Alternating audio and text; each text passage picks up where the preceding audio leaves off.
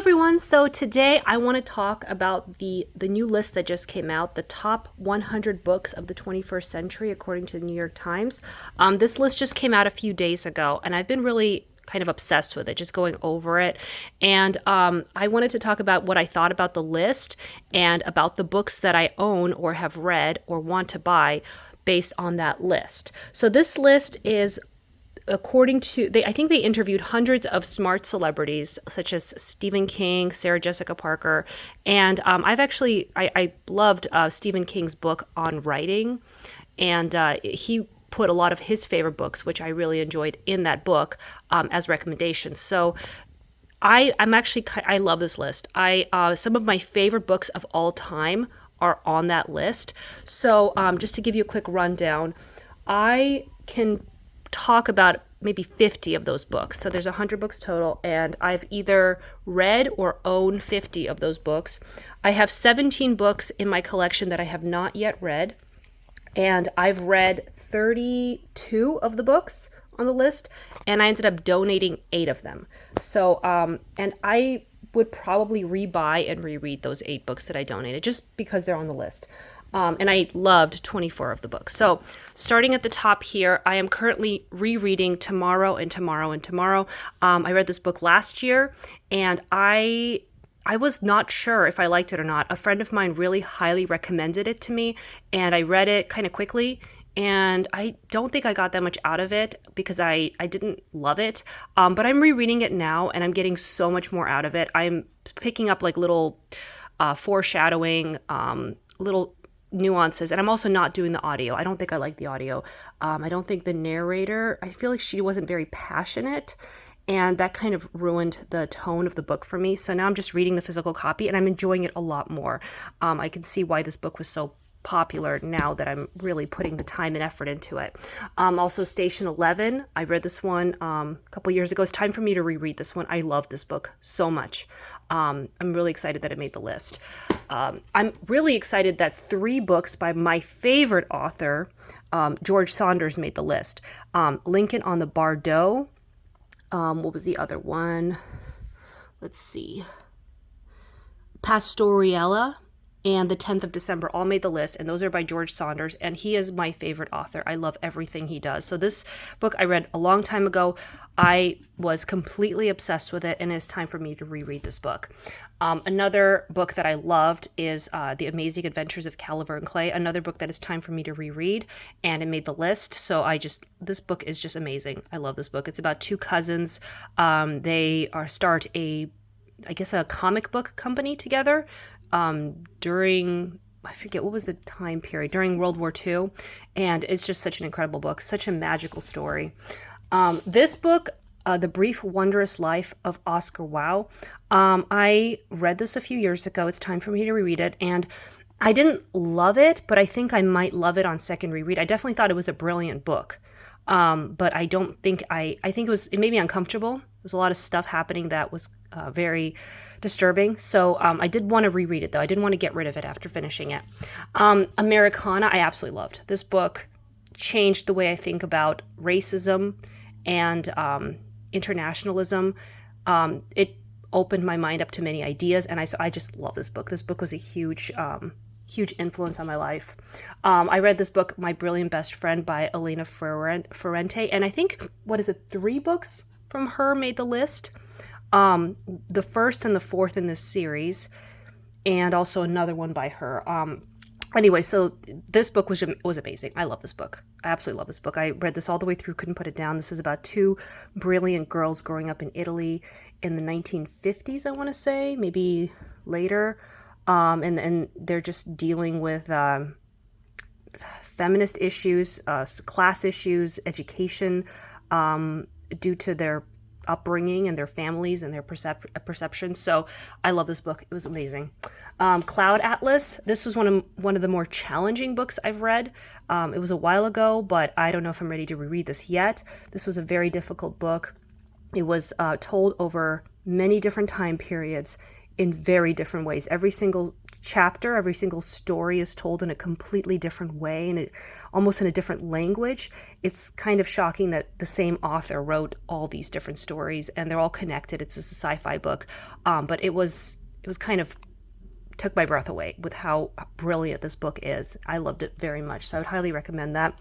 Erasure by Percy Everett, I just finished earlier this year and I loved it. It's probably one of my favorite books of this year so far. So that was exciting. The Road by Cormac McCarthy, I read last year.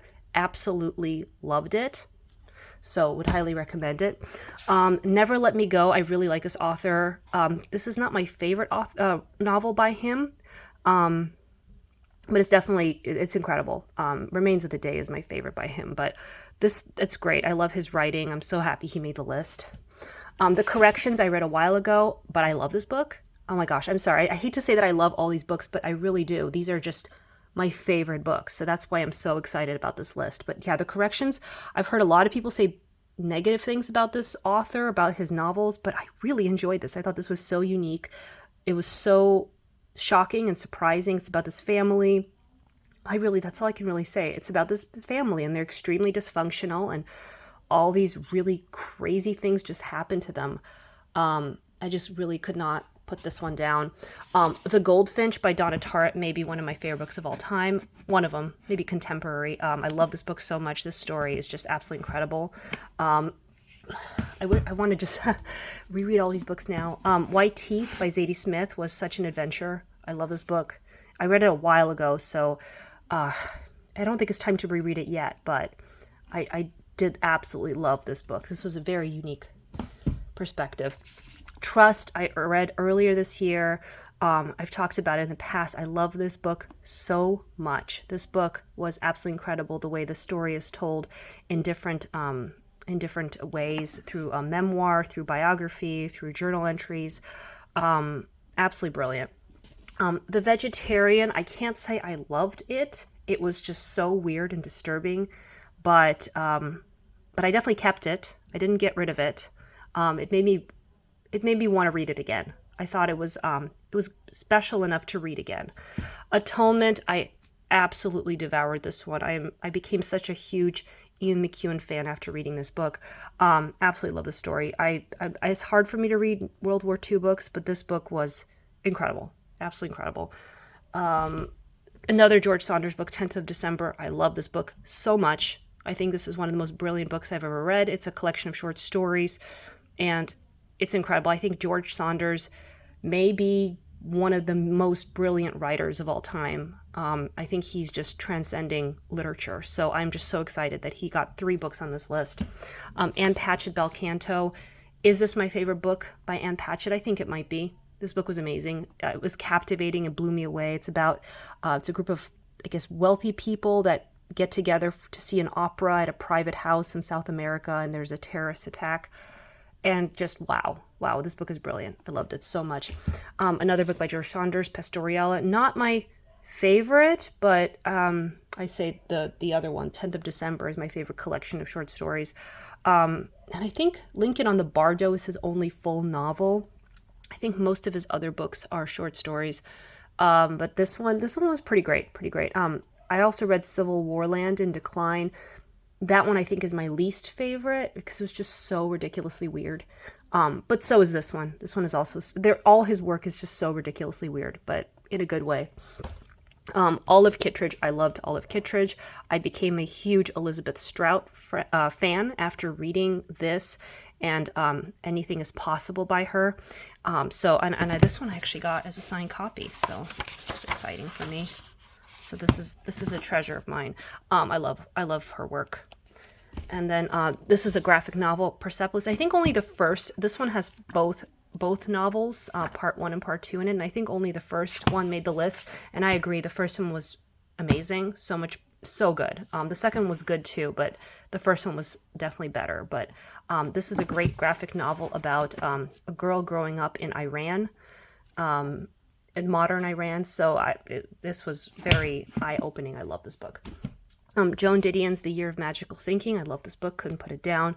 But I ended up buying almost everything by Joan Didion after reading this, and the ones I've read, I've just unhauled. Nothing else has done it for me yet. I have not yet read, though, the White Album. I have not read Slouching on Bethlehem or Towards Bethlehem, and I have not read the Blue Nights by her yet. So I could love those books. Maybe I'm just saving them. I don't want to just hate all her work, except for The Year of Magical Thinking. But this book was incredible, absolutely beautiful. It's about the death of her husband and how she dealt with it. Fun Home is another graphic novel, and I loved this book so much. This was such an incredible book about a girl struggling with her sexual identity. It's a very graphic novel, so there's a lot of inappropriate pictures in here. But and she's also dealing with her father's sexuality and just this family, this weird kind of disassociated family. Everyone's kind of in their own world and just trying to grow up and survive. But this book was just amazing. And then finally, this book just destroyed me. This was such a hard read for me.